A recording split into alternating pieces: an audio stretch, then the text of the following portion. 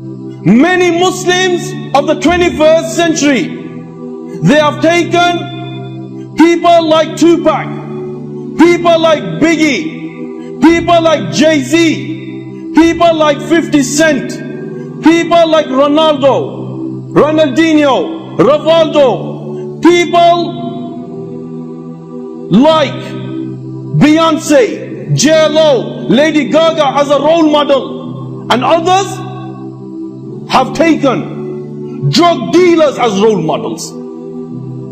Drug dealers as role models. Why? Because they think that this guy is a gangster. He's driving a Q7 or a R8 or a BMW or a Bentley or a Ferrari. Because of this they think that this drug dealer is a gangster. But what do these people know about gangsterness? There were gangsters before us, and Allah the Almighty, He gripped them, and Allah the Almighty destroyed them. The likes of Qarun, this guy was a gangster, and Allah the Almighty gripped him. Allah the Almighty gripped him. The earth opens and takes him in. This is what happens to a gangster. The likes of Fir'aun, this guy was another gangster. Yet again, Allah the Almighty disliked him. Allah the Almighty hated him so much that Allah gripped him. The oceans open and they crush him, and he's in Turkey Museum today, so mankind will reflect. Why? Because Allah says that we will leave his body right till the day of judgment, so mankind will reflect. The likes of the people of Ad, yet again, these guys were proper gangsters, and Allah the Almighty disliked these people, and Allah the Almighty gripped them. The tornadoes came and destroyed them. Now this guy, Nimrud, this guy was a proper gangster. I'm not talking about them wannabe gangsters from Alam Rock, or from Small Heath, or from Spark Hill, or from Handsworth or Low Zalf, or from Aston or Smethwick. This guy Nimrud, this guy was a gangster, and Allah the Almighty hated his gangsterness. But Allah the Almighty, He sends a mosquito to go through his ear, to land on his brain and eat off his brain until this guy drops to his knees.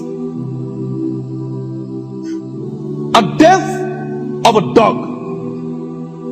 You want to live by the gun? Then indeed you're going to die by the gun. You want to know about real men? Then look at mans like Harun Rashid and Mu'tasim. Harun Rashid, the Amir al-Mu'mineen of his time, a kafir leader of Rome. He writes a letter and says to Harun Rashid that I will not pay jizya. Harun Rashid, he replies to his letter and says, in the name of Allah, the most merciful, the most compassionate, from Amir al-Mu'mineen Harun Rashid to the dog of Rome, I have received your letter, you son of a kafirah.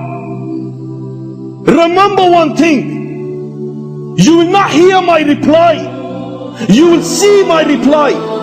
The army is dispatched and this kafir is brought to the feet of Harun Rashid. This is what you call real men. The likes of Mu'tasim, a Muslim woman is captured, she's in prison, and a kafir slaps her, and then she shouts out and she says, oh Mu'tasim, where are you? Oh Mu'tasim, where are you? When she says this kafir laughs at her and says, yes, indeed, your man Mu'tasim is coming. He's coming on a black and white horse to save you. The news reaches Mu'tasim. Mu'tasim purchases 17,000 black and white horses. 17,000. The commander is Mu'tasim. The army is dispatched. They go towards this land. The Kuffar's army is defeated and is crushed. Mu'tasim is there. This kafir is brought to Mu'tasim. This Muslim woman is brought to Mu'tasim. And Mu'tasim says to this woman, that tell this kafir that Mu'tasim has come on a black and white horse to save you. This is why you call real men. And the day someone could reach their level, then you could talk. Otherwise, you might as well do what you do best. Put some bangles on and go back home and eat and sleep. And the Muslims have taken drug dealers as role models. These are the drug dealers. They are putting people's mothers, people's sisters, people's brothers, people's nieces onto crack, onto smack. These are the people who are destroying hundreds of lives. And Allah the Almighty will take revenge. Allah the Almighty indeed, He will take revenge. And the reality of these drug dealers is when they live a dog's life, supplying people's mothers, people's sisters, people's brothers,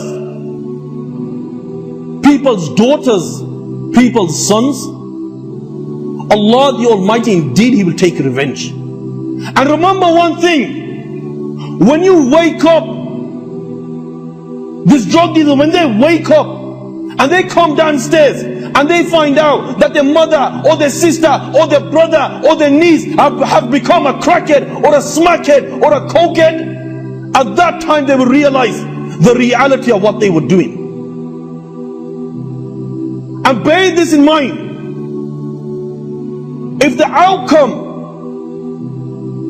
of a crackhead, of a smackhead, of a cokehead on the plane of resurrection, when the crack, smack, weed, opium, you name it, will be wrapped around his neck, his tongue will come down towards his waist, between his skin and his flesh there'll be snakes and scorpions biting him. He will be made to wear the slippers of hell that'll make his brain bubble like a boiling water in a kettle.